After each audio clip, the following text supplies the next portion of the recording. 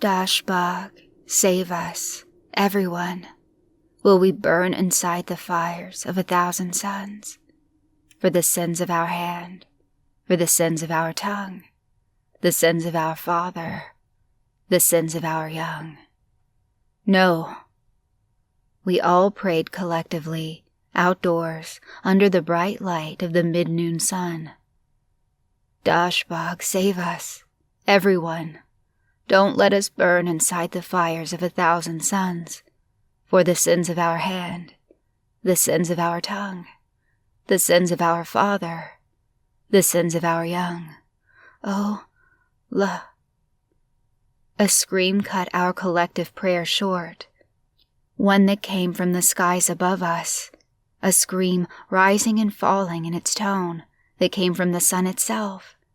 I looked up and the light of the sun burned my eyes, obscuring my vision.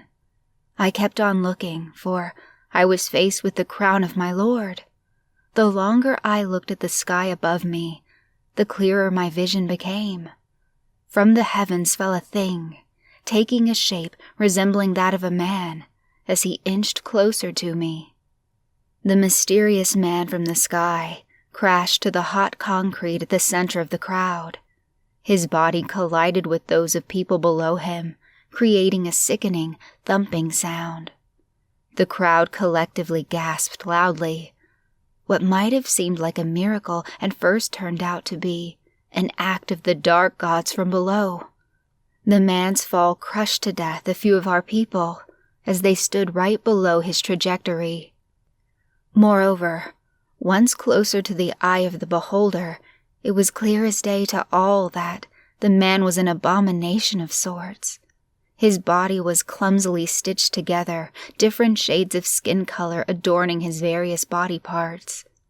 The man's face was the most hideous feature, one eye massive and yellowish in tint, while the other was small and slanted, lacking an iris. The nose of this man was awfully twisted into an uncomfortable shape. A severe overbite showed his jaws were carelessly stitched together. It was a makeshift doll, a golem of sorts. We all stared at him with a mixture of awe and disgust. The man looked left and right and spun in his place. Then he started screaming violently at everyone to run away. His ungodly appearance alone seemed to have dulled all of our other senses as we remained fixated on his form, blatantly ignoring his pleas. We all started paying attention to our ears when his body emitted the continuous sound of vomit, coming out of his throat in rolling waves of bile and agony. He urged us to run once again, screaming like a wild animal, shouting profanities and threats to our lives. It was too late by then. The man's body started convulsing violently, and the crowd gasped once again when the first growth erupted from his gut. It flew out of him like a fat, withering worm. Another growth sprouted like a mushroom cap out of his shoulder. Another followed suit, and then another and another. His body slowly became an ever-growing mass of cancerous matter that sprawled itself wherever he could. When I saw the first ones running, the man was a mountain of purple flesh pulsating in and out of itself. It was about to erupt like a volcano of innards and gore. Yellow venous lines ran across his inhuman form, with blackish liquid coursing through said lines. More people started passing by me, running somewhere, screaming. Panic gripped the crowd, but I remained transfixed on the alien creature.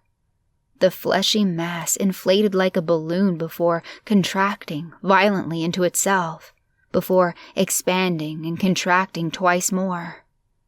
With a very distinct pop, an alien sound I haven't heard the likes of before or since, a symphony of light broke through the veinous pile. It was brighter than anything I'd ever seen before. My feet moved on their own accord. My body started running without my permission, as the symphony of light seemed to expand wider and wider with each passing moment. I ran with my eyes practically glued to the abomination. The light grew brighter and encompassed more and more of the city behind me. My body kept running on its own, even though there was no chance of escape. Eventually, I tore my eyes off of that thing. I could feel the heat of the light touching the back of my neck. I knew there was no chance of survival. I knew this was the end.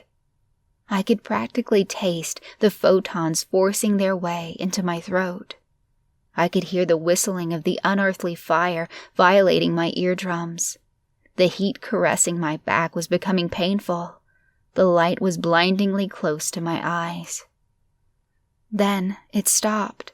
It disappeared as if it never even existed. My feet did not dare to slow down. They kept on, pushing onward. The light was contracting back into the form of the fleshy abomination, sucked into its shambled form, as if into a black hole. I looked back once more. There was another flash of light, one brighter than 1,000 suns. Pure white light, unblemished, unrefined, absolute nothingness. My eyes were assaulted by 1,000,000 shards of burning hot glass at that moment, and my body was pushed to the scorching concrete by shockwave blast. The cold white engulfed me, engulfed everything even before I could let out a pained scream. Everything turned unbelievably hot. I felt myself liquefying as the radiation shredded my cellular structure. The light bled into a flash of absolute nothingness, where everything just faded into an existence beyond black emptiness. The depths of hell weren't as pitch black as this moment of nothingness. Somehow, I survived the blast. I opened up my eyes, feeling nothing. I tried moving, but my body wouldn't listen, not below the neck anyway. A painful sensation gripped my heart. A pair of hands composed entirely of dry ice gripped my lungs, and I felt myself drowning in my own saliva. Before me, there was a crater that wasn't there moments ago. All around me, the city was a burning hellscape. The surrounding buildings were partially liquefied, melting away before my eyes. I caught a glimpse of a man whose entire side was burned off into nothing. He was half man, half shadow. The man was somehow alive, gurgling on his own boiling blood. My remaining blood caught on fire and started freezing over in my veins simultaneously. I tried screaming, but no sound came. I could only watch and wait. I watched and saw shadows of people carved into the concrete all around me, entire families incinerated by the heavenly fire, with nothing but a shadow splashed like a cruel reminder of their former existence on the ground. One shadow was splattered across a window that was slowly crumbling under the weight of its own existence. The shadow was bisected in half at the midsection. I could almost make out the details of its sprawling innards. The shockwave must have torn through this person. I felt a tear stream down my face. It felt like a knife cutting through my facial skin. I closed my eyes, attempting to stop the tear, but to no avail. The sound of gurgling forced my eyes open once more.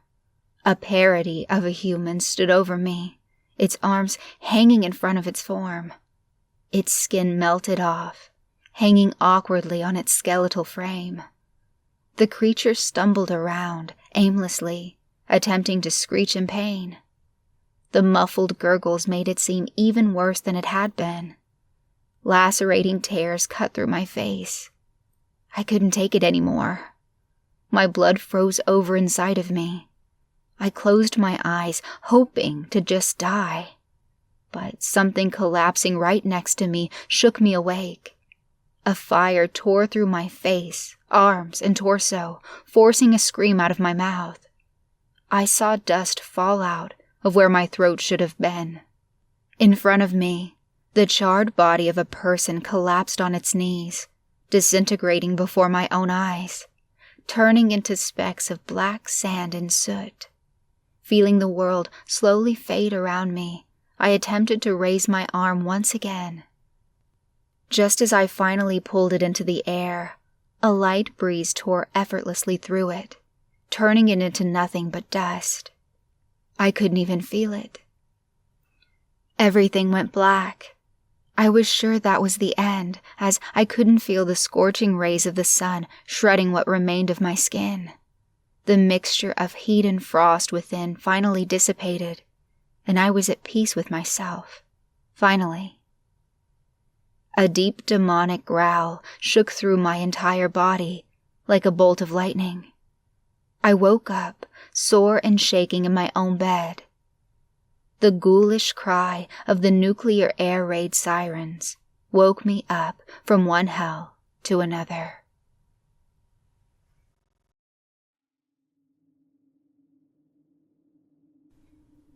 And a huge thanks to my patrons, Miriam, Tech10K, Dan, Justin, Jeremy, and Shoji.